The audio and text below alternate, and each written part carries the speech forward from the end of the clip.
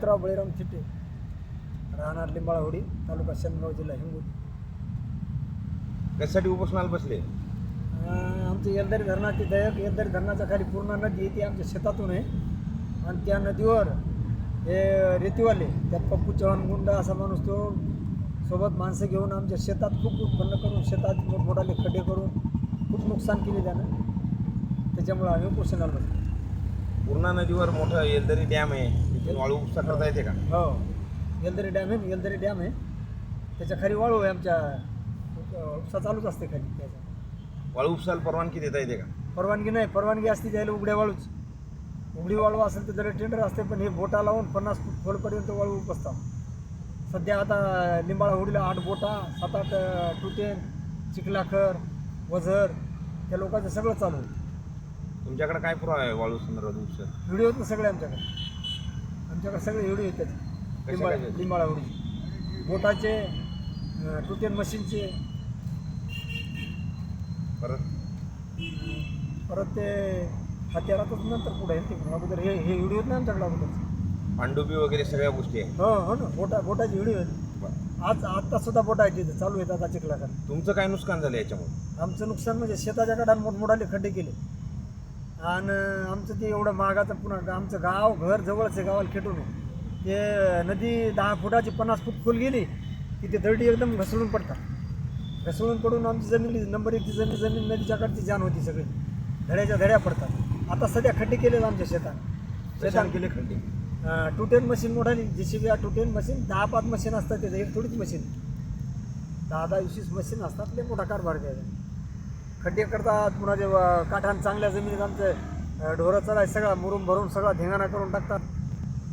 किती दिवसापासून चालू आहे? हे जवळपास 3-4 महिने झाले असतील. याच्यात जिल्हा प्रशासन कोणी लक्ष देतं? जिल्हा प्रशासन जिल्हा अधिकाऱ्याला अर्ज दिले, हे ऐकणं गेले म्हणून आम्ही जा म्हणले जिल्हा अधिकाऱ्याकडचा काय करायचं करा पप्पू चव्हाण म्हणला. त्याच्यानंतर आम्ही जिल्हा अधिकाऱ्याला अर्ज दिले, तहसीलदाराला अर्ज दिले, PSIने अर्ज घेत नाही म्हणून तुमचा अर्ज, SP ला अर्ज दिले. फक्त एक दिवस बंद केलं, दुसऱ्याशी पुन्हा चालू केलं. काहीच नाही फरक पडला त्याच्यामुळे. तुम्ही या संदर्भात कोणाला भेटले होते मंत्र्याला? यायला सगळ्याला भेटल्याच्यानंतर याच्यामुळं बंद झालं नाही. मग पुन्हा अजून एकदा अर्ज दिले, 2 वेळेस यायला अर्ज दिले. तिसऱ्या वेळेस मग नागपूरला गेलो महसूल मंत्र्याकडे. त्याच्या ऑफिसला जाऊन भेटलो, त्याची भेट घेतली. ते पद्धतशीर बोलले, त्याने एक पत्र दिलं, ते जिल्हा अधिकाऱ्याला द्या म्हणले, तुमचं बंद होऊन जाईल. ते पत्र जिल्हा अधिकाऱ्याला दिलं. बस ते जास्तीत जास्त 2-3 दिवस बंद करायला लावलं. त्याने 2-3 दिवस बंद केले, पुन्हा चालू झालं. जिल्हाधिकाऱ्यांना काय म्हटलं तुम्हाला?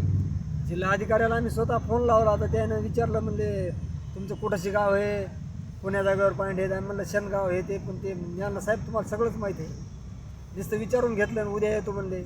त्याच्यानंतर SDMला फोन लावला, ते म्हणले पथक पाठवून देतो. ज्ञान साहेब भेट दिली तिथे येऊ? ती भेट आता दिली, नंतर चेक बंद झाल्यावर. आता काल परवा भेट दिली. अगोदर जिल्हा अधिकारी आले नाही म्हणता, हे SDM आलं नाही, कोणीच आलं नाही. SDM साहेब म्हणले उद्या पथक पाठवतो. मी आलं महसूल मंत्र्याचं पत्र दिलं जिल्हा अधिकाऱ्याला, ते तुमच्याकडे आलंच असेल म्हणलं, तरी हे बंद होत नाही. ती म्हणले उद्या आम्ही पथक पाठवतो. पथकही नाही, पाठवले नाही, याचं बंदही झालं नाही, चालूच झपका आहे. कोण्या ठिकाणी वाळू उपसा चालू आहे? लिंबाळाहोडी चालू आहे, चिखलागड चालू आहे आणि तिकडं वझरला एक चालू आहे. तिन्ही ठिकाणं कोण्या तालुक्यात जिल्ह्यात येतात? शेनगाव तालुक्यात, हिंगोली जिल्हा. या संदर्भामध्ये तुम्ही जे अर्ज निवेदनं दिलेली आहेत, आज तुम्ही उपोषणाला बसले. उपोषणामध्ये तुमची आता प्रमुख मागणी काय? आमची हीच प्रमुख मागणी आहे. आमची ती भरपूर नुकसान झालेली आहे. आमचीच नाही, आमच्या जवळपास आमच्या शेजारी गरीब शेतकरी एकरावाली त्याची पण भरपूर नुकसान आहे. 10 शेतकरी पण गरीब माणसं आहेत, त्याची आमची सगळी नुकसान ती एवढी झालेली आहे, जमिनीची खूप झाली आहे. आमची एकच मागणी आहे, या लोकांवर कारवाई व्हावं. पूर्ण जी रेती उपसलेली हे पूर्ण त्याची सगळी चौकशी व्हावं. 1700 बराचं टेंडर आणि त्याने 2 लाख बराच नेली असं आमच्या लिंबाळ्यावर. बरं ती नेली पाण्यातली. मग आमच्या आज येऊन कोणी पाहावं तिथं. आजही आम्ही उपोषणाला बसलो, शासनाने येऊन पाहा तिथं केवढाले खड्डे आहेत, आमच्या जमिनीचे नुकसान किती आहे, आमच्या जमिनीत काढान मुरुम किती भरला आहे, जमीन आमची पुन्हा ती म्हणजे पेरायच्या लागी नाही काय, हे तरी येऊन पाहा, आज येऊन पाहा. तिथं CCTV कॅमेरे वगैरे लावले? काहीच नाही. CCTV नाही, कॅमेरा नाही, काहीच नाही. वाळू साठा कुठं? वाळू साठा सगळा नेला त्याने. उगा थोडं भाऊ एखाद्या वेळेस कधी मध्ये टाकलेलं ते वडीवर आले. थोडा किती वडीवर आलं असेल 100-200 बराच. 200-300 पण असं असेल, पण बाकी सगळं नेलं जास्त. ज्यावेळेस एखाद्या गाडीला ऑर्डर नाही ती एखादी गाडी टाकते तिथे तुरळी कधीमध्ये. जिल्हाधिकाऱ्यांनी भरारी पथक नियुक्त वगैरे काही केलं का? काही नाही काय नाही केलं असेल तिकडे येऊन गेला असेल. आम्हाला काय पता, आमच्या शेतातला आम्हाला त्रासच बंद झाला नाही. आमचं बंदच झालं नाही, मग त्याने लेखी केलं असेल कागदोपत्री, आम्हाला काय माहिती. वाळू दिवसा आवडतात का रात्री पण? रात्रभर दिवसभर चालूच, किती वाजता पण? 24 तास चालू, 24 तास. वाजायचा टायमिंग नाही, 24 तास चालू. 10 टायर गाड्या सगळं चालू. जळगावचे पोलीस कर्तव्यदक्ष मस्के साहेब कसे? मस्के साहेबाकडे आम्ही 3दा जाऊन तिथं रडाची वेळ आली हो. ते म्हणले महसूल कर्ज आमच्याकडे काय नाही, आपण घेतले नाही त्यानं. आमच्या आम्हाला येऊन मारला. आम्ही 112ला फोन लावला तर मस्के साहेबांनी ते पण आमचं FIR करायचं आम्हाला येऊन मारलं. आमचं माझ्यासोबत महिला होती, ते पण FIR नाही केला. त्याचं का आम्हाला दिवसभर बसवलं आणि पुन्हा संध्याकाळी 5 वाजता फोन लावला, म्हणले या तुमचा FIR करून घ्यायचा. आम्ही कटाळून उपाशी सकाळी गेलेलो होतो. कटाळून मग संध्याकाळी गाडीवर तो जाता येत मुलगा आमची घरची मंडळी गेली तर त्याच्यावरती MCR केला आणि ते पाठवून दिला आम्हाला.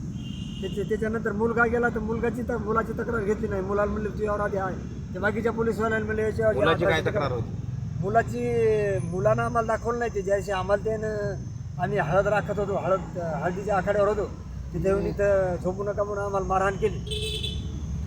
तर ती तक्रार दिवसा झाली, पण मुलाला वाटला तर यायचं आगाव झालं ना आपलं काय सांगावं. त्याच दिवशी दिवसभर मुलासोबत तलवारी ते आणतो म्हणून असं तसं मुलाला खूप धमक्या दिल्या, शस्त्र दाखवले, त्याचा व्हिडिओ आमच्याकडं ते सगळं दाखवलं. त्याच्यामुळं मुलाला वाटलं आता हेच आगाव झालं वडिलाचं नाहीचं, त्यानं काही ते हेच केलं नाही. मग आम्हाला संध्याकाळी दाखवलं. मग दुसऱ्या दिवशी मुलाची तक्रार घेऊन गेलो आम्ही.